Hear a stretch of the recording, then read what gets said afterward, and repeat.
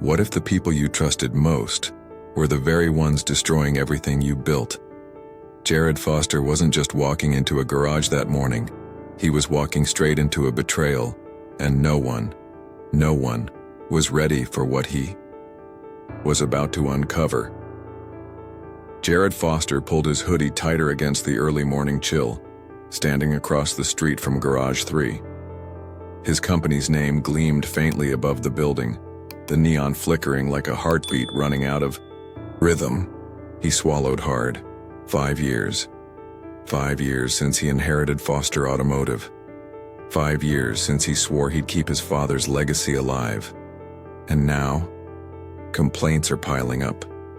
Customer reviews tanking. Quiet whispers that something was rotting from the inside. He couldn't ignore it anymore. Today wasn't about spreadsheets or boardrooms. Today, Jared Foster disappeared.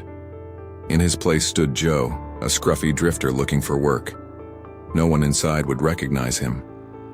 Not with the stubble he'd let grow wild, the grease-streaked jeans, the battered boots. His managers hadn't bothered to meet him in person. They only knew the man in the portrait hanging in every break room. His father. Not him. He crossed the street, stepping through the garage doors into chaos. Engines roared. Metal clanged. A cloud of burnt oil and exhaust hung thick in the air. A young mechanic zipped past him, nearly knocking over a stack of tires. At the front desk, a woman with smeared eyeliner scrolled her phone without looking up. A voice barked from the office. "Are you the new guy?" Jared turned. Pete, the district manager, mid-40s, belly spilling over his belt. A gold chain glinted against a stained polo.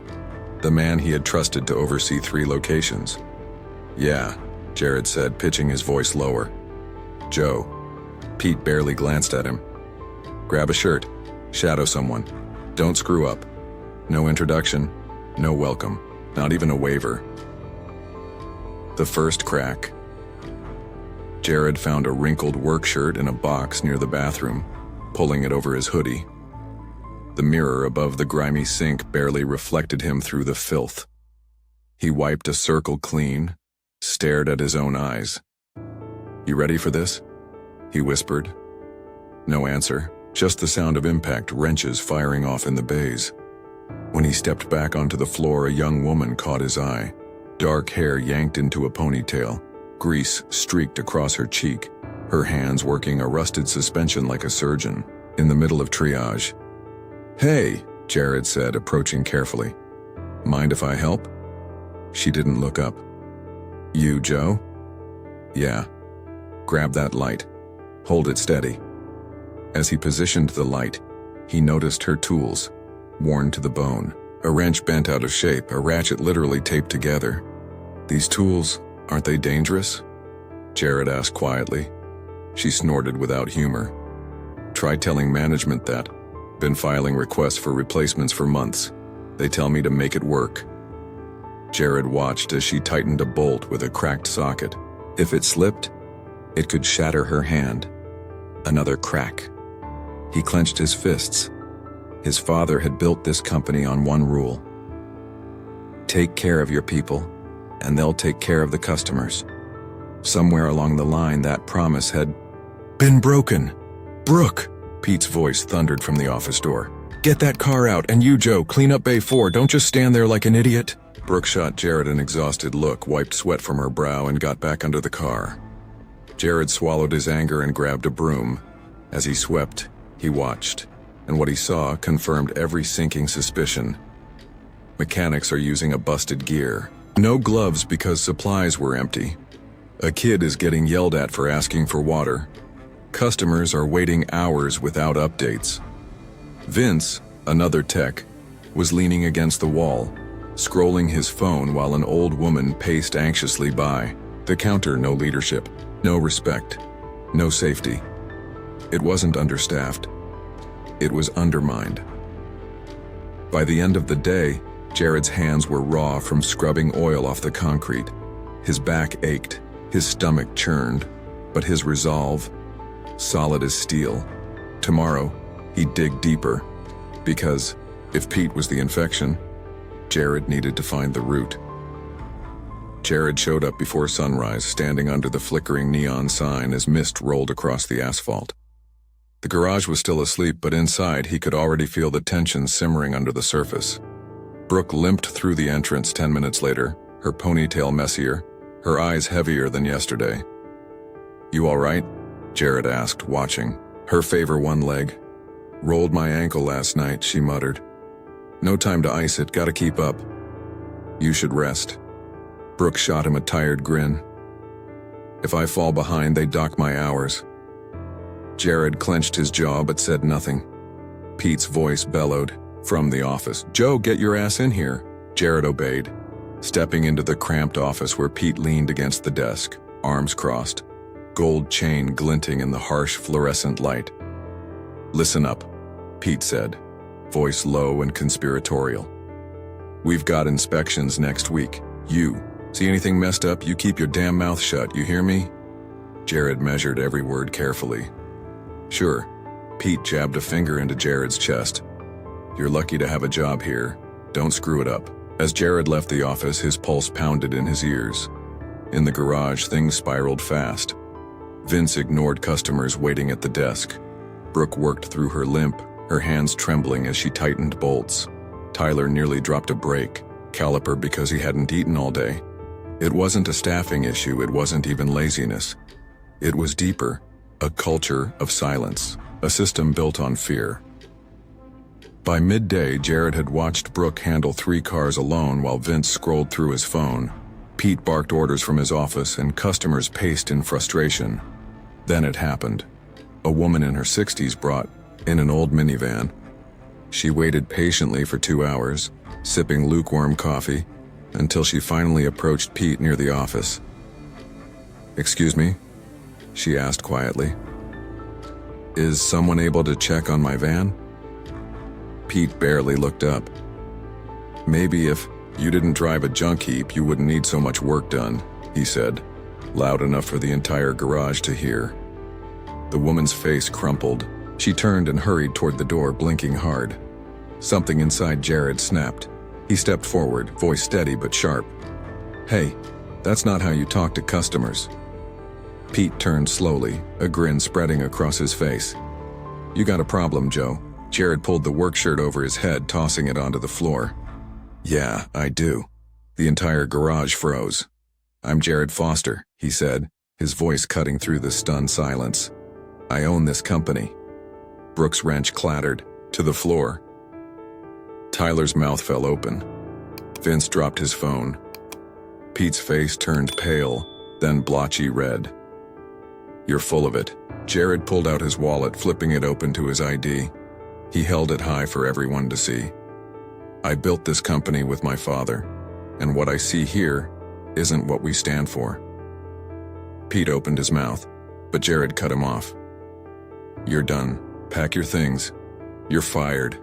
Effective immediately." Pete's grin vanished. He slammed the office door so hard that the windows rattled. Jared turned to Vince. "You too. You're out." Vince stammered. "For what?" "For disrespect. For neglect. For not giving a damn," Jared said. "You don't belong here." Vince grabbed his jacket and stormed out without another word. The garage felt hollow, the silence sharp. Jared looked at the remaining crew. "You deserve better," he said, softer now. "Starting today, you're going to get it." He turned to Brooke. "You're taking the rest of the day off, paid." Brooke stared, speechless. He faced Tyler. "Go get lunch, the company's paying. Take your time." Tyler's eyes welled with tears he quickly wiped away. "We're closing early," Jared announced. "Full shift pay. We reopen tomorrow with new leadership." Relief, disbelief, a flicker of hope. As he stepped outside, phone already dialing, his assistant Jared felt something shift inside. "Call HR," he said. "We need a full review at every location, and find me a new regional manager." Behind him, Brooke helped Tyler clean up, both moving more slowly, but with lighter. Tomorrow wouldn't be easy, but it would be a new beginning, and Jared wasn't leaving until the company his father built was whole again. The next morning, Jared arrived before dawn, standing across the street as the garage lights flickered on. A fine drizzle slicked the asphalt, reflecting the neon sign like a faded promise. Inside, Brooke was already at work, her limp more pronounced, but her hands steady as she organized tools at her station. "You're early," Jared said, stepping inside. "Habit," Brooke replied, adjusting a cracked wrench. "Less chaos if I prep before the storm hits." Jared's gaze darkened at the sight of the broken tool. "You won't have to keep using these much longer." Brooke raised an eyebrow but didn't ask. She went back to work. Angela arrived soon. After a box tucked under her arm, blazer sharp, expression sharper. "This is the place?" she asked, scanning the garage. "This is ground zero," Jared said. Angela set the box down in the office. "I'll start interviews. One-on-ones. People lie less alone." "Good," Jared said. "We need to know who's with us." The first to be called in was Tyler. He emerged 10 minutes later, pale but resolved. "Marcus next," Angela called. Marcus sauntered into the office, chewing gum, eyes darting. Dee followed soon after. Brooke stayed outside, wiping grease from her hands as she leaned against the tool chest. "You really cleaning house?" she asked. "Already started," Jared said. Brooke glanced at the office door, then back at Jared. "You might want to dig deeper." "What do you mean?" She hesitated. "There's stuff you don't see from out here." "Like what?" Brooke swallowed hard. "I've seen inventory disappear. Parts that never made it to jobs. Tools are missing, then showing up on auction sites. Pete had a side hustle." Jared's stomach tightened. "You sure? I've seen him hand off boxes to some guys late at night," she said quietly. "He told me to keep quiet. Threatened to cut my hours if I talked." Jared felt a cold rage bloom in his chest. "Why didn't you tell anyone?" Brooke laughed, bitterly. "Tell who? Pete ran this place. HR doesn't care about mechanics. I couldn't afford to get fired, Jared. Not with 2 kids at home." Her words hit him like a hammer. "You have kids?" "Twins," Brooke said, her voice softer. 5 years old, their dad, he's gone." Jared's throat tightened. "I didn't know, didn't ask," Brooke replied. No malice, just fact. Jared exhaled slowly. "You did what you had to." She shrugged. "I didn't steal, I didn't help him, but I didn't stop it either."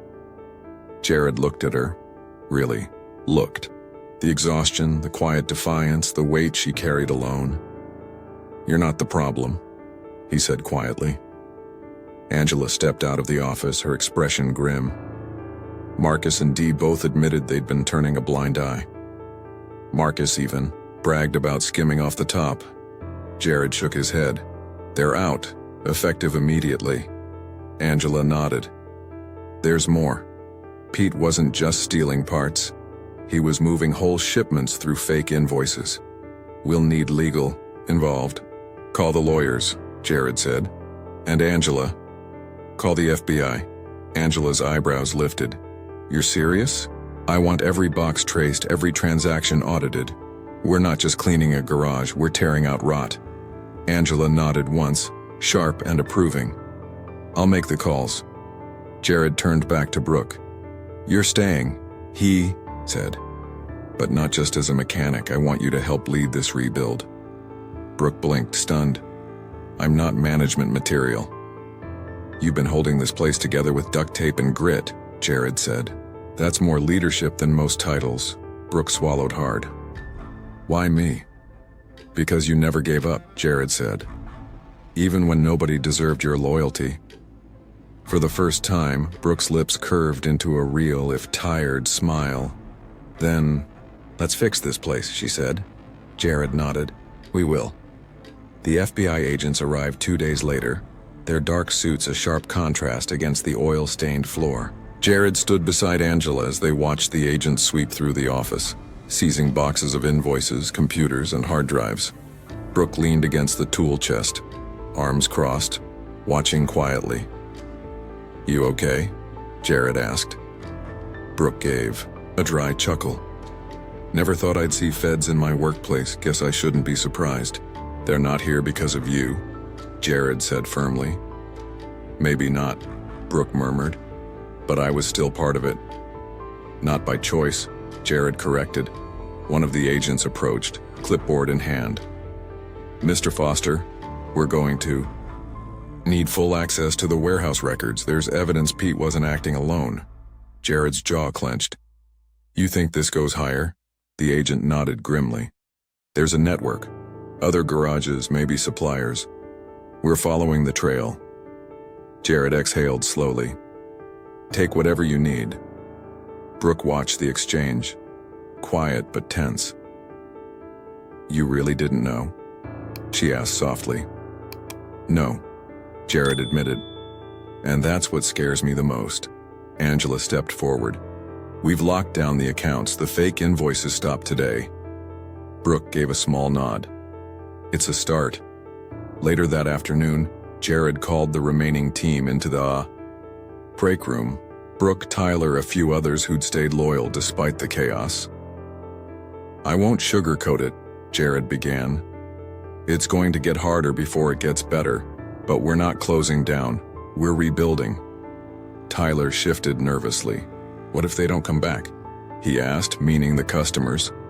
"They will," Brooke said quietly. "Not for them." She nodded toward the door where the FBI worked. "For us." Jared met her gaze, gratitude simmering beneath his exhaustion. "Exactly," he said. Angela stepped beside him, holding up a printed notice. "Starting tomorrow, new safety standards, new tool orders, new pay scales. You deserve better and you're getting it." Tyler blinked in surprise. "We're really getting raises?" Angela smiled faintly.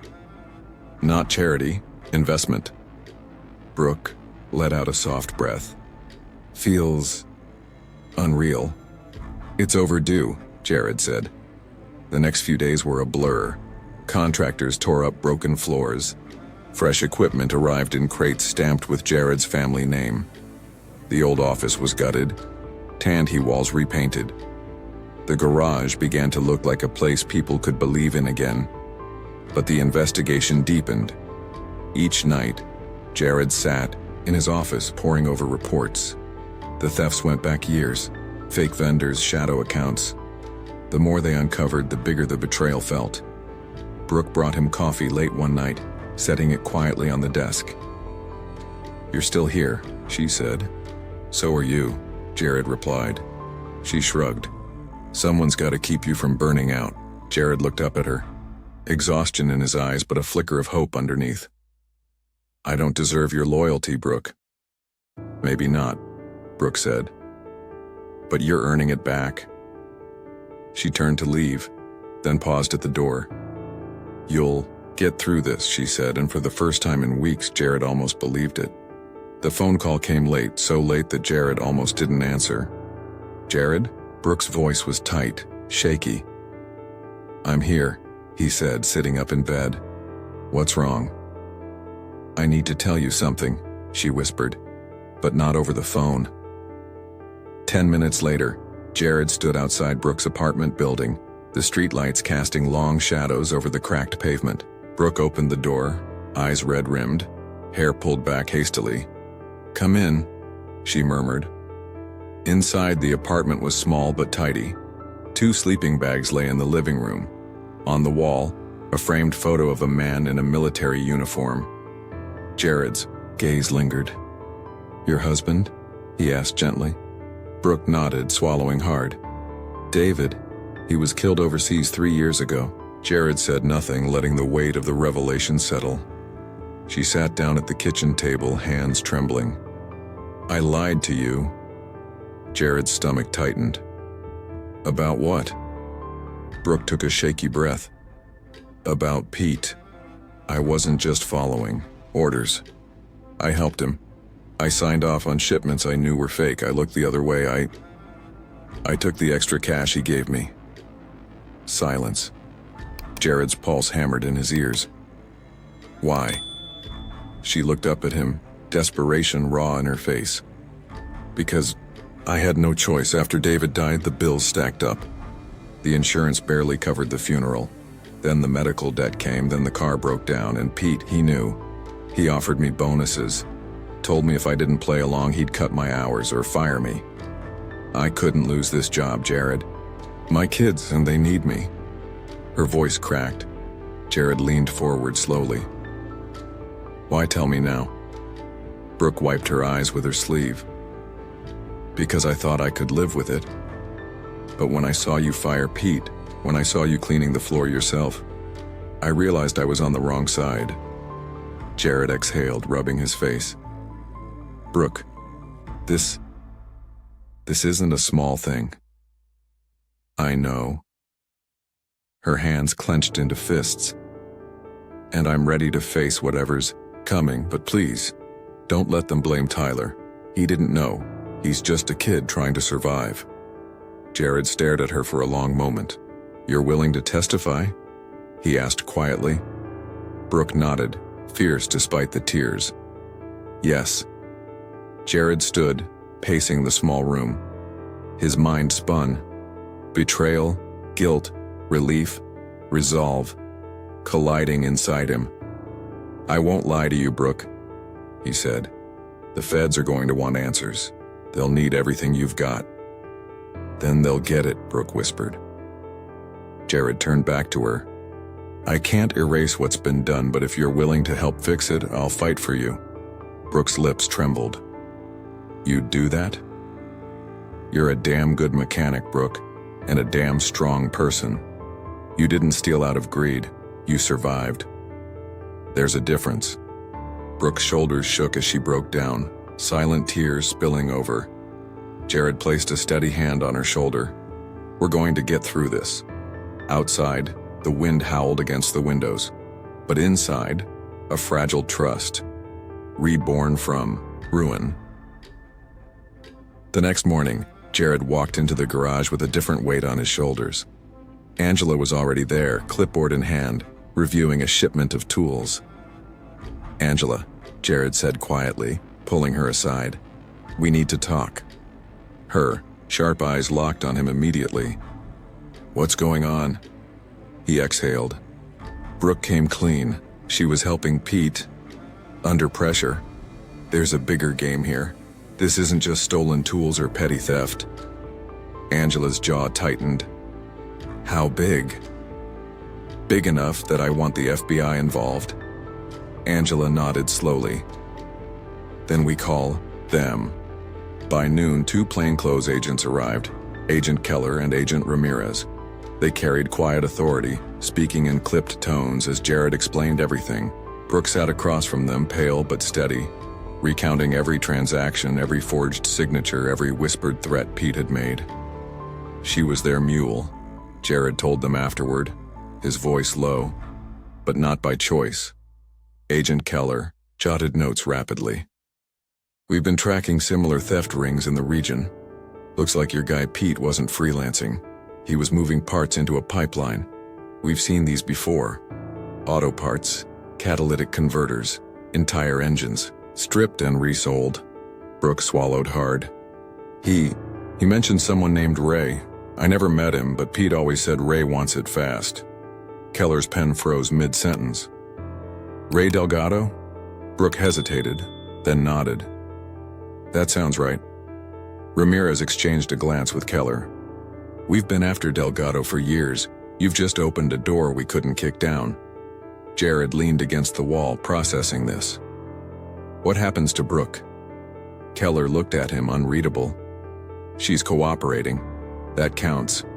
For a lot. But she'll need to testify. She'll be under scrutiny.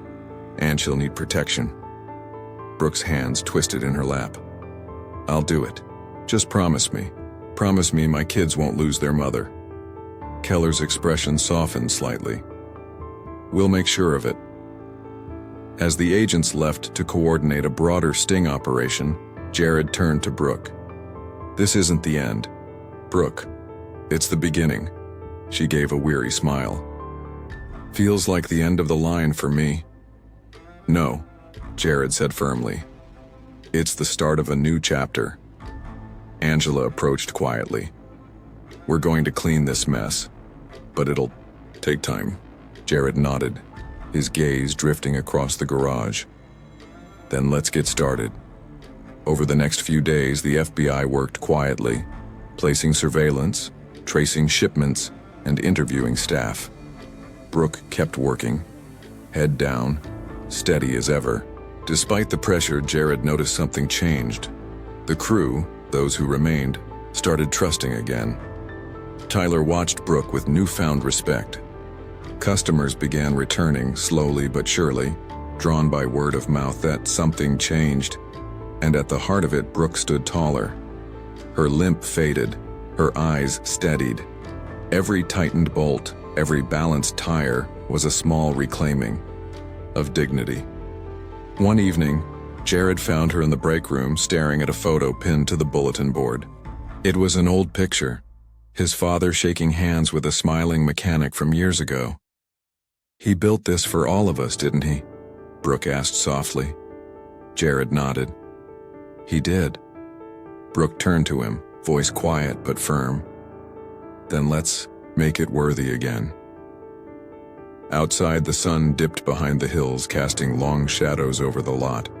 But inside, under the warm hum of the garage lights, hope was no longer a distant idea. It was here, alive, ready. The plan unfolded faster than Jared expected. 3 days later, just after lunch, the garage's calm was shattered by flashing lights. Unmarked cars rolled into the lot. Men in jackets with bold FBI lettering fanned out, radios crackling. Brooke froze mid-step, her wrench dropping with a metallic clatter. It's happening, she whispered. Jared placed a steady hand on her shoulder. Stay here.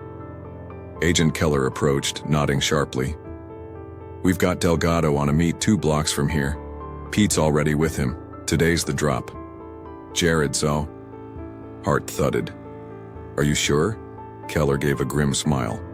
We're sure, and thanks to Brooke's intel, we've got him nailed. The next hour passed in tense stillness. Jared paced the office, watching from behind the blinds as FBI agents coordinated quietly. Brooke sat in a corner, arms wrapped tightly around herself, staring at the floor. Then Keller returned, eyes sharp with adrenaline. It's done, he said simply. Delgado's in cuffs, Pete too. We seized the van loaded with stolen parts. The warehouse is locked down. You just helped dismantle a multi-million-dollar theft ring. Jared let out a breath he didn't realize he'd been holding. Brooke looked up, tears glistening in her eyes. It's over? Keller softened. For them? Yes. For you? It's a new beginning. Brooke wiped her face roughly. I didn't think I'd make it out. You did, Jared said gently. You stood up when it counted. Keller handed Brooke a small card. Victim services will reach out. You'll get support, legal, financial, and counseling. We're not leaving you stranded. Brooke stared, at the card, then at Jared. I can't repay you. You already did, Jared said, by telling the truth. Later that evening, when the last FBI car pulled away, the garage sat in quiet exhaustion. Tyler stacked tools neatly, glancing toward Brooke with cautious admiration. Angela arrived, a fresh set of documents under her arm. They're officially gone, she said. Every trace of Pete's mess wiped from the books. Good, Jared said quietly. Tomorrow we rebuild. Brooke approached him hesitant. Do I still have a place here? Jared turned to her fully, voice steady. You're not just staying, Brooke. You're leading. She blinked. What? Want you as floor supervisor. You've carried this place on your back even when the system failed you. I see that. And I'm not letting it go unseen.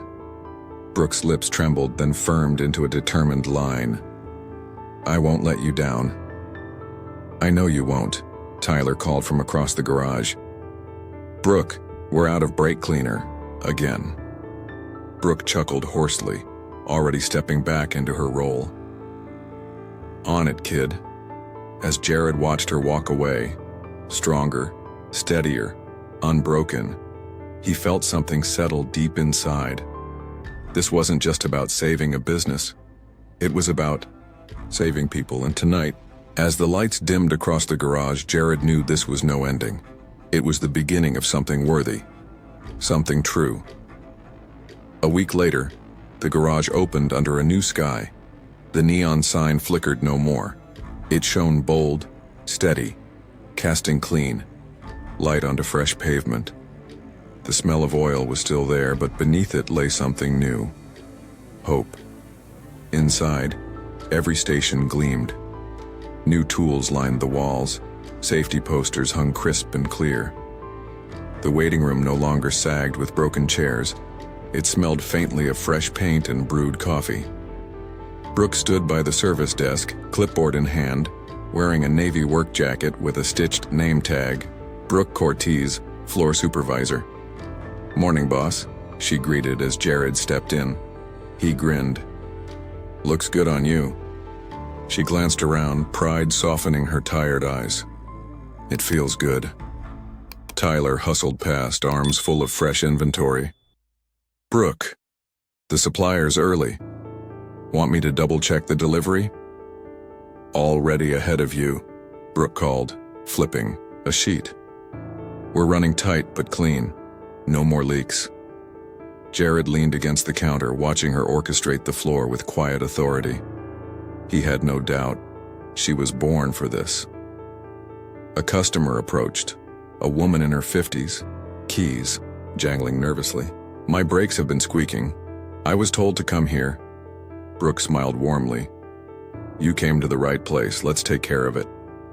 Jared watched the exchange, a calm settling deep in his chest. No more neglect. No more shortcuts. No more fear. Angela appeared beside him, handing over a stack of weekly reports. "Numbers are climbing," she said. "Customer reviews? Off the charts." "Good," Jared murmured. "But it's not just the numbers." Angela followed his gaze toward Brooke, now crouched beside the woman's car, listening intently as the customer explained. "It's the people," Angela said quietly. "Exactly." Outside, the sun climbed higher, painting gold across the fresh garage sign. Brooke walked back toward Jared, wiping grease off her hands. "Do you think he'd be proud?" she asked softly. Jared didn't need to ask who. "My dad?" he replied, looking around at the clean bays, the buzzing energy. The trust was rebuilt. "He'd say," Jared answered with a smile, "You brought the heart back." Brooke nodded once, firmly. As Jared stepped outside, letting the morning breeze hit his face, he paused at the edge of the lot. He looked back at Brooke, at Tyler, at the garage standing tall. Not perfect, but honest.